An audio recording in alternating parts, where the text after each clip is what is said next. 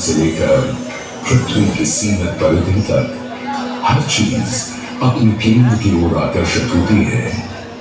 इस पृथ्वी पर एक ऐसा केंद्र है जो न केवल मानवता की आस्था और भावनाओं को बल्कि उनकी आत्मा की गहराइयों को भी अपनी ओर खींचता है।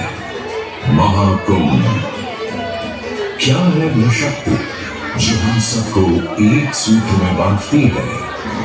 उत्तर है गंगा।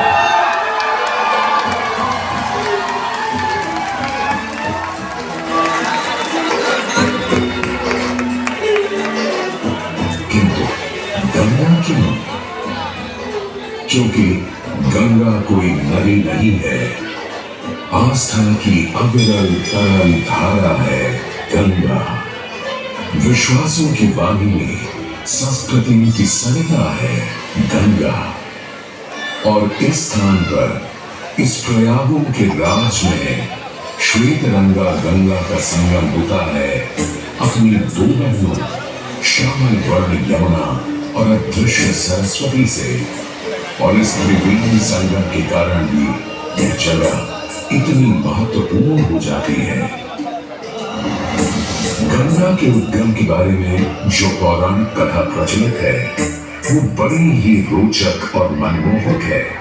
तो आइए क्यों न आज हम आपको गंगा अवतरण की कहानी सुनाए दिखाएं। रानी का राजा बलि पर करता था दम, पूरी पृथ्वी पर फैला था उसका ही आतंक। उसके आतंक को रोकने विष्णु ने धरा एक रूप, 52 अंगुल का बौना बनकर पहुंचे जहां था भूत।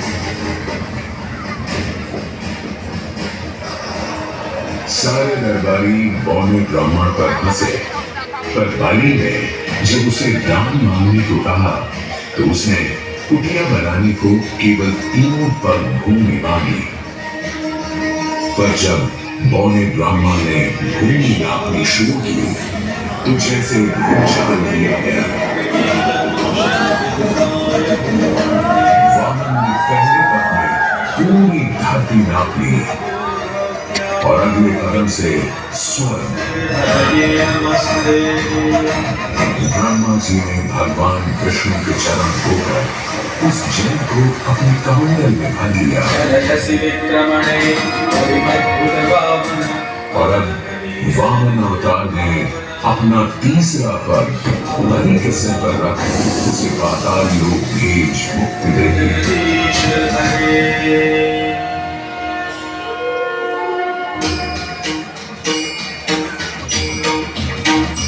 अब स्वर्ग लोक में भगवान ब्रह्मा जी ने जब शरणागत में हाथ डाला तो वहीं से निकल आई चंचल निर्मल धवल गंगा जी।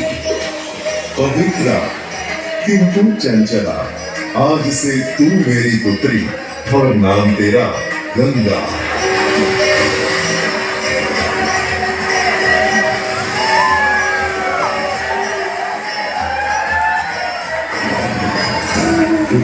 कुछ समय बाद सतयुग में इक्ष्वाकु कुल के सूर्यवंशी राजा सगर ने सारे संसार को जीतने के लिए एक अश्वमेध यज्ञ का संकल्प किया। सुने सुने सुने सब सुने, या जिन्हें पूजित धवल अश्व जहां भी जाएगा वो भूमि राजा सगर की मानी जाएगी। यदि किसी ने इस अश्व को रोका या पकड़ा तो उसे सगर के 60,001 पुत्रों और उनकी लक्षाधिक सेना का सामना करना पड़ेगा।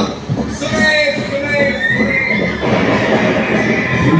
सगर का अश्व अजय अपराजय बढ़ता जा रहा था और स्वयं लोक में बढ़ती जा रही थी।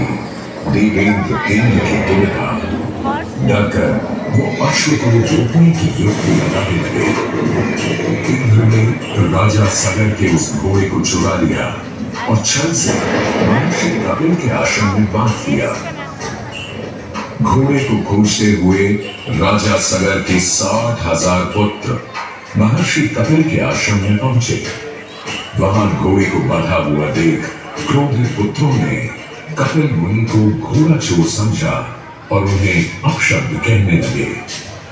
वाचाल कुमारों, यदि कपिल ऋषि ने खोली आंख तो तपस की योगाग्नि से जलकर तुम सब हो जाओगे राख।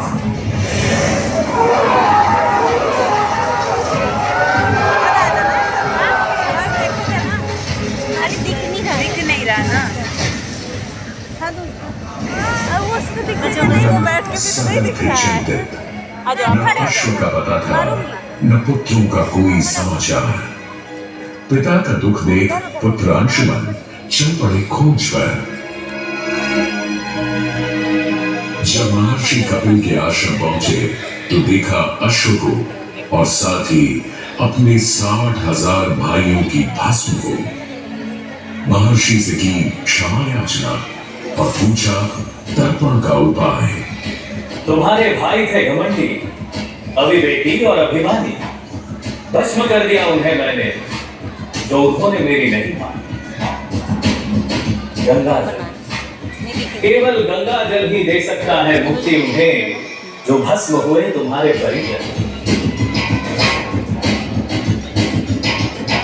अंशुमन को अपने भाइयों के तर्पण के लिए गंगा को लाने का बहुत मन था, किंतु किसी को राजधर्म भी तो निभाना था और राज भी चलाना था।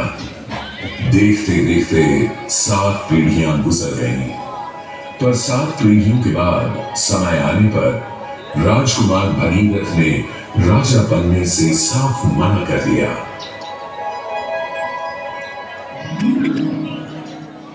क्षमा कीजिए, क्या ये आवश्यक है कि राजा का बेटा ही राजा बने? मैं पहले तपस्या करूं और फिर ब्रह्मा से गंगा को मांग कर पृथ्वी पर ले आऊं और फिर उनके पावन पवित्र जल से अपने 60,000 पूर्वजों का तर्पण करूं। दिन वर्ष बदले, ऋतुओं की हवा बदली, नदियों के किनारे बदले, किंतु नहीं बदला भगीरथ का संकल्प। गंगा अवतरण।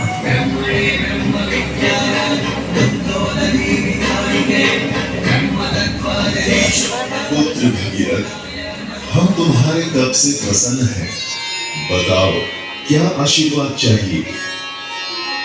हे भगवान, मेरे पूर्वज के तर्पण के लिए मुझे आपकी पुत्री गंगा चाहिए। तथास्तु, किंतु यदि गंगा स्वर्ग से सीधे धरती पर गिरी तो पृथ्वी को चीरते हुए गंगा सीधे पाताल में पहुंच जाएगी। इसलिए तुम भगवान शिव शंकर को मनाओ ताकि गंगा जब स्वर्ग से नीचे उतरे तो वो उसे अपनी जटा में थाम ले।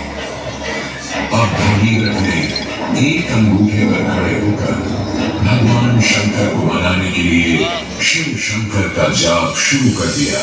जय मंथावर जय मंथावर शोक नशावर शिव शंभो विपद विहारम अधम उदाहरण सत्य सनातन शिव शंभो राज वचन वर दर्शन जन वर धवल उदर कोई भी वर मांग लो आज। हे प्रभु, जब गंगा स्वर्ग से धरती पर गिरे तब आप बीच में उन्हें अपनी जटाओं में साध ले, नहीं तो पूरी पृथ्वी नष्ट हो जाएगी। बस इतनी सी बात? ठीक है, ब्रह्मदेव से कहो शिव तैयार है, आने दो गंगा को, आने दो।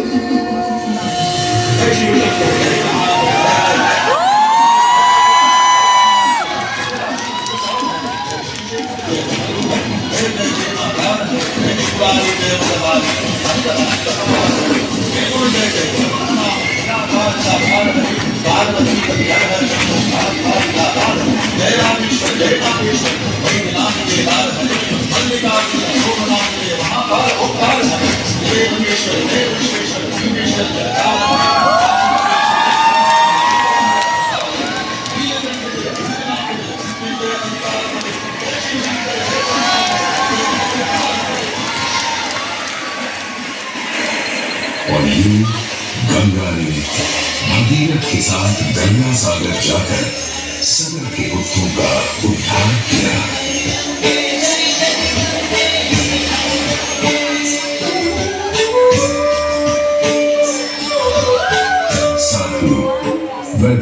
की सबसे महत्वपूर्ण नदी बन गई, जिसका भारत के जीवन में धार्मिक, आर्थिक, सामाजिक, ऐतिहासिक अभिधान अनंत है।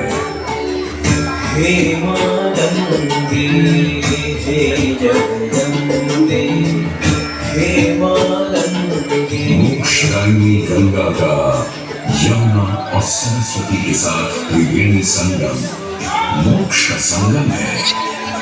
प्रत्येक 12 वर्षों में यह महाकुंभ का स्नान करता है सर्व सिद्धि प्रदान और देता है मोक्ष का वरदान।